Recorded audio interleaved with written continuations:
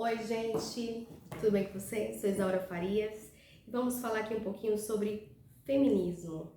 É um assunto que eu queria muito conversar com vocês e dizer que o feminismo morreu. Vamos lá saber um pouquinho sobre esse assunto? Bom, cheguei a essa conclusão através de alguns estudos e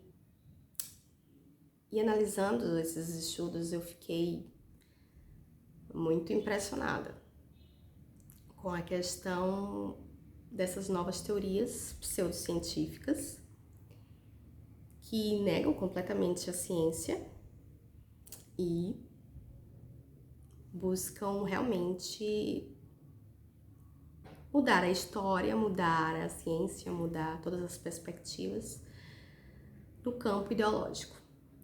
E daí nós vamos falar um pouquinho sobre as perspectivas feministas, tá? Existem perspectivas feministas sobre a autonomia, a classe, o trabalho, a incapacidade, a globalização, o poder, a violação, a reprodução em família, a ciência, o sexo e o gênero, os mercados sexuais, sobre o corpo, sobre as perspectivas feministas, sobre questões trans e sobre educação feminista.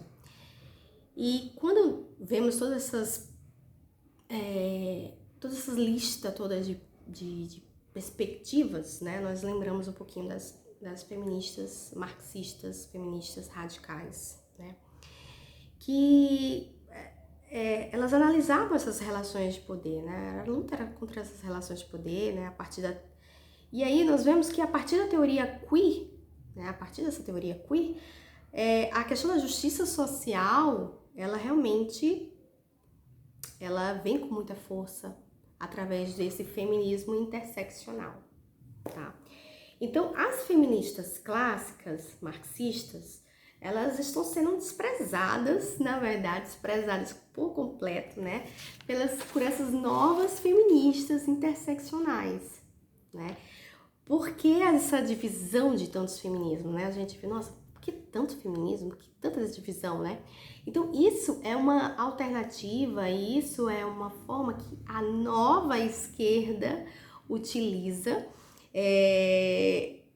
se utiliza de distintos ramos, de distintas formas para manipular todas aquelas situações, né? Buscar todas aqueles pontos daquelas minorias, daquelas pessoas que se sentem realmente desprivilegiadas, desprezadas, e aí a nova esquerda utiliza essa forma como uma forma de buscar essa justiça social. E é tão bonito esse nome, né? Quem não quer uma justiça social, né? Exatamente. E vamos aqui nessa questão do pós-modernismo, né? E o pós-modernismo é justamente isso, né? Que essa nova esquerda utiliza, né? Esses ramos, né? Que busca essa justiça social, né? Que seria a teoria pós-colonial, a teoria queer, a teoria crítica da raça, a questão dessa interseccionalidade, o feminismo, os estudos de gênero, os estudos sobre a gordura, os estudos sobre a questão da deficiência. Então, não se trata de um pensamento, né? É uma miríade de teorias interrelacionadas, né? Então, assim, que elas se dividem, né? E é uma histeria coletiva, fruto de uma histeria coletiva ideológica, né? Dos seus membros, né? Então, assim, não a gente percebe quando se fala, por exemplo, em feminismo, as pessoas falam, o feminismo se divide em 3 ondas, primeira onda, segunda onda, terceira onda. Não. A gente tem que entender que esse tipo de divisão que foi realizado pelas próprias feministas, né, que elas querem que a gente entenda dessa forma, né? E a gente tem que entender a verdade, né? Não ir de acordo com a formação do pensamento que elas colocaram sabe, como se fosse a verdade e a verdade, não. Então a gente tem que buscar o que está, né, escondido, né, em toda essa teoria, né, toda essa ideologia. Então, nós percebemos que existe uma operação midiática muito forte, né?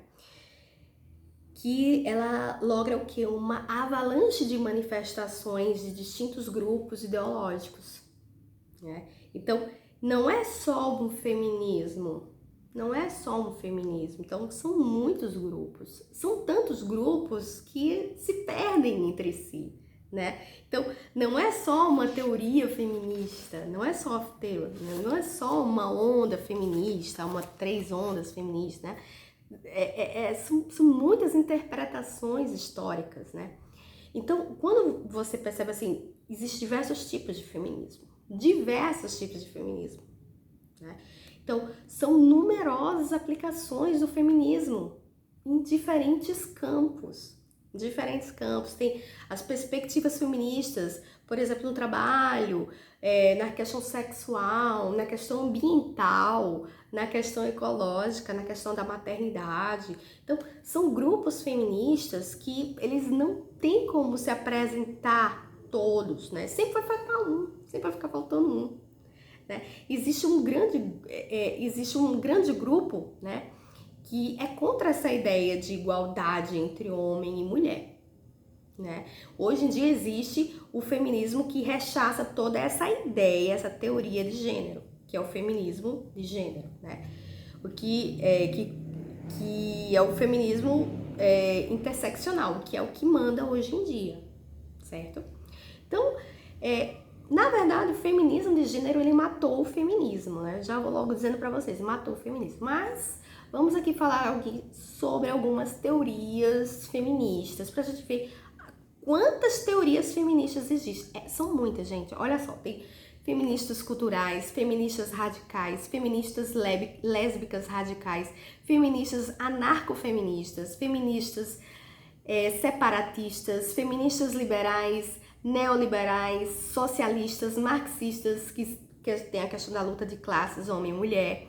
Temos as materialistas, as islâmicas, as cristãs, pastoras, temos as judias, temos as feministas pro-choice, que é a favor do aborto, temos as feministas da igualdade, as feministas psicoanalíticas, temos as feministas analíticas, as continentais, as pragmáticas, as pós-feministas e temos as feministas interseccionais, que são essas que mandam hoje em dia na mídia, no mundo acadêmico, nessas marchas que a todo momento a gente está vendo por aí. Agora vamos pensar aqui sobre essa aplicação de todas essas teorias feministas. Quais seriam essas aplicações dessas teorias feministas? Gente, em todo campo, em todos os lugares vai ter aplicação da teoria feminista. Vai ter aplicação na estética feminista, na bioética, na ética, na filosofia ambiental, na epistemologia, na história feminista da filosofia, nos estudos feministas da Bíblia, no feminismo liberal, no feminismo, na metafísica feminista, na psicologia feminista, na filosofia feminista da biologia, na filosofia feminista da linguagem, filosofia feminista do direito, teoria feminina, teologia feminina, filosofia política feminista, epistemologia social feminista, literatura feminista, feminismo indigenista, feminismo corpóreo, medicina feminista. Gente, todo o campo vai ter a visão feminista sobre determinado aspecto. Então, assim, o que nós vemos aqui sobre essa questão de todas essas perspectivas e essas visões, né, do feminismo, a gente fica impressionado e realmente a gente vê que está completamente invadido o campo acadêmico com essa visão. E o que a gente pode ver ainda sobre essa perspectiva feminista e também sobre a questão na classe trabalho, na incapacidade, na globalização, na objetivação, sobre a questão de violação, reprodução, família, ciência, sexo e gênero, mercado sexual, sobre o corpo, sobre as perspectivas feministas, sobre as questões trans, sobre a educação feminista. Então, esse relativismo, né, crasso e absoluto, ele são relatos de grupos, gente. Isso tudo são relatos de pequenos grupos que mostram seus problemas, suas opressões, suas questões marginalizadas. E aí toda essa problemática, ela é pega e levada para uma pseudo-justiça social, busca de uma pseudo-justiça social. Então a gente vê que existe uma treta ideológica muito grande, né, para aparentar uma pseudociência, né, uma pseudo-aparência também intelectual, né, e o que a gente vê que isso é o que é predominante nas universidades, nas faculdades, predominante também na cultura em geral, né, e tudo isso é para estudar o quê? Uma história feminista, uma geografia feminista, uma matemática feminista, um português feminista, né? E qual é o interesse disso tudo? É ocupar as universidades, é ocupar a universidade, né, de forma geral. E com relação, por exemplo, às feministas radicais, aquelas feministas marxistas, né? Sob essa ótica dessas feministas marxistas, né, que elas também são conhecidas como as feministas clássicas, elas foram praticamente colocadas de lado, porque o discurso delas era muito antigo e não se caberia ao pensamento atual, ao pensamento moderno, pós-moderno, né? Porque, de acordo com o marxismo, né, era a questão de luta pelo poder, né, luta de poderes. E com relação ao advindo da teoria queer, né, o advindo dessa teoria queer, ela veio a trazer uma outra visão, né, com relação a essa interseccionalidade, né, ela gera um novo feminismo completamente diferente, né, que é o que é preponderante no mundo atual, né, no mundo acadêmico, né, no mundo da mídia, da cultura e tudo mais. E justamente é um ativismo de justiça social, nada mais, nada menos, tá? Não tá buscando nada de proteger a mulher, mesmo porque eles desconsideram que a mulher existe na questão da teoria, pela teoria queer e esse novo feminismo, né? A mulher não existe, é toda uma construção social. Então, esse é o feminismo, esse feminismo interseccional, que é um feminismo inclusivo, né, pós-moderno, que ele luta, tem a visão da obesidade, a visão antirracista, a visão trans, pro-choice, dos deficientes físicos. Então tudo isso está ali dentro do movimento feminista pós-moderno, né, interseccional, né.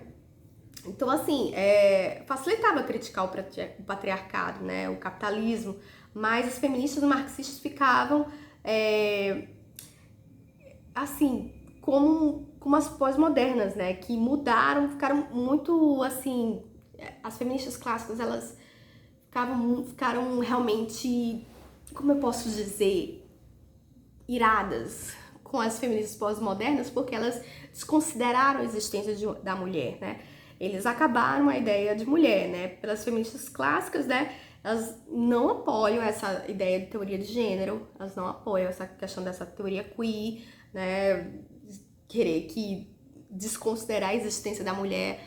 Pelas feministas clássicas, marxistas, elas não aceitam isso, né? Então, o feminismo interseccional vem muito desses movimentos, por exemplo, de machos, e que a gente vê muito, a questão Me Too, até do movimento Black Lives Matter também. Então, assim, Ni Una Menos, que tem na Argentina. Então, qual é o objetivo? Realmente coaptar, captar uma causa, né? Então, assim, tem que pegar essa causa ali e transformar aquela causa ali como a nossa bandeira. O interesse, por exemplo, denunciar uma suposta cultura do estupro, né, que seria uma consequência do capitalismo, né? Então, essa intersecção, né, que a gente vê, essa intersecção, ela não importa o fato de você ser mulher, né? E sim a questão política, né? Uma questão ideológica, né? Porque ali está envolvido, tem negros, deficientes, trans, muçulmano, lésbica. Então é uma Olimpíada, na verdade, é uma Olimpíada de vitimização. A gente busca quem é mais vítima nessa situação toda, quem é que está mais sofrendo, a gente vai colocar no topo, vai colocar em primeiro lugar. Então, ela acusa o patriarcado capitalista, né? É engraçado que eles acusam o patriarcado capitalista, né? E eles também não têm nenhum problema, gente, não tem nenhum problema de receber dinheiro desses grandes conglomerados, como Bill e Melinda Gates, Fundação Ford, entre muitas outras, né? George Soros, HBO, Google. Gente, é uma grande hipocrisia, né? É uma grande hipocrisia. Na verdade, eles utilizam o quê? Esse ativismo ideológico, né? Para se aproveitar das mulheres, simplesmente, da situação das mulheres, né? Então, outro ponto importante que eu quero também deixar aqui claro por exemplo, na Argentina, tem um movimento chamado Ni Una Menos, né? Em 2015, eles fizeram fortes marchas, muita coisa assim presente assim para colocar a luta dessas mulheres, né, para o aborto, né? E elas foram muito financiadas, foi um movimento extremamente financiado pelo IPPF, para ter o aborto legal, seguro, entre aspas, e gratuito, entre aspas, que não é gratuito quem paga, né? Quem paga somos nós, né? Então, qualquer tipo de violência é ruim, a gente sabe, a violência é ruim, é péssima, ela não discrimina, gente, a violência discrimina. Ela não tem essa questão de gênero, violência não tem questão de gênero, então assim, não tem cor, não tem... Então, a gente tem que combater a violência desde a infância, por meio do quê? Da educação, sempre, por meio da educação, por meio da família, né, por meio de uma base, né, concreta, né. Então, e tudo isso começa em casa, tá? Tudo isso começa em casa. O problema é quando a gente cataloga, por exemplo, essa questão de gênero, todo tipo de violência como uma questão de gênero, né? Que não tem, e sempre vai ter uma ideologia de fundo, gente. Quando a gente coloca essas questões, tudo é questão de gênero, vai ter sempre uma ideologia de fundo. Então, a violência vai ser sempre violência, gente. A violência vai ser sempre violência. Então, ela não existe, ela não discrimina. Inclusive, existe no movimento LGBT, gente. Nesse movimento, existe muitos casos de violência entre as próprias pessoas do grupo, né? Estupro entre as próprias pessoas do próprio movimento, o assassinato entre as próprias pessoas do próprio movimento. Então, assim, não vai ter essa questão de, e violência vai ser sempre violência, independente da situação, tá? Então, afirmar que existe violência de gênero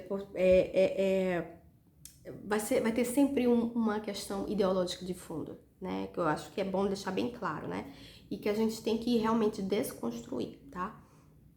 E eu quero deixar só alguns pontinhos aqui. Na Argentina, em 2018, 1.641 mortes por agressões para homens e mulheres. Aí eu quero dar a questão das porcentagens. 83% foram homens que morreram por homicídio e 17%, né, mais 5%, né, de mulheres. Né? Então, no México, em 2020, 87,8% foram de homens que morreram realmente por violência. No caso aqui, olha, 79% das vítimas de assassinato são homens, 25% são mulheres.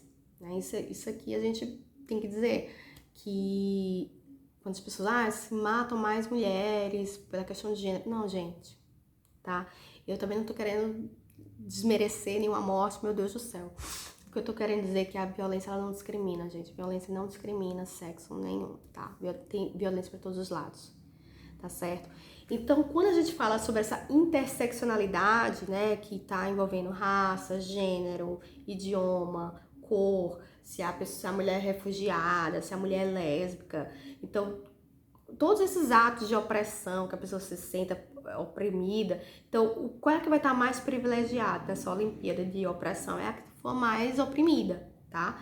Então aí quando a gente vem essa teoria queer, que é justamente que faz essa diferenciação entre o sexo biológico e o gênero, então elas botam que são questões separadas, é tudo construção social, tudo depende da performance do indivíduo na sociedade e tal, e tudo é uma questão da atuação de gênero e tudo mais. Então, essa conduta, ela também tem que ser desconstruída, né? Até pela gente, que às vezes a gente recebe esse tipo de informação e a gente tem que dar um break. Não, isso não existe, gente. Isso é uma teoria, gente, isso não é ciência, isso aí não tá cientificamente comprovado nada, isso aí é uma pseudociência, né?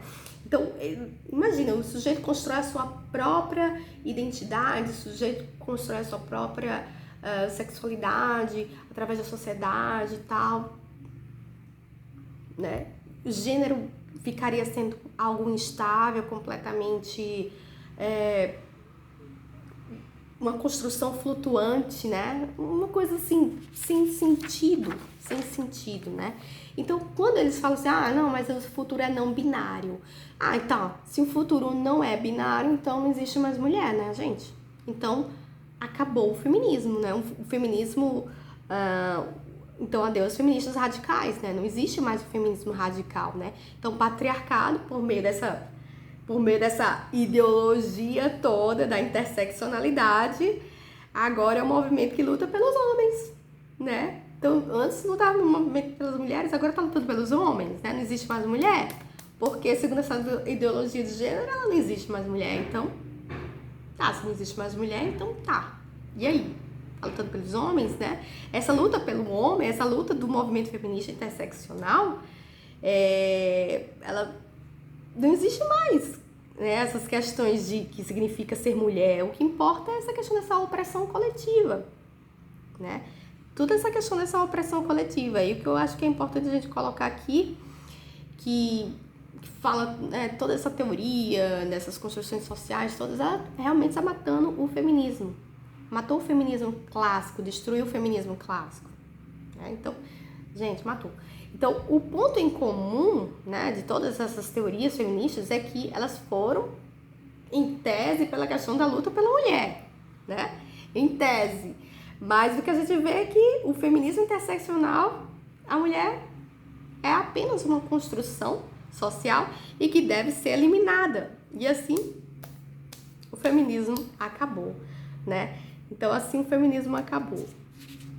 E o que eu quero dizer para vocês é que é importante a gente perceber que nos anos 2000 foi eliminado realmente essa questão da realidade de homem e mulher através dessa teoria, né, dessa performance que a Judith Butler trouxe através da teoria dela, né, que é tudo uma construção social, e por essa condição, né, é que não existe mais a mulher, né, ou seja, é tudo uma questão de condição de opressão, né, quanto essa mulher, essa pessoa é oprimida, né, e foi declarada realmente com isso a morte do feminismo, com essa teoria da interseccionalidade feminista, que eu quero dizer assim, somente isso.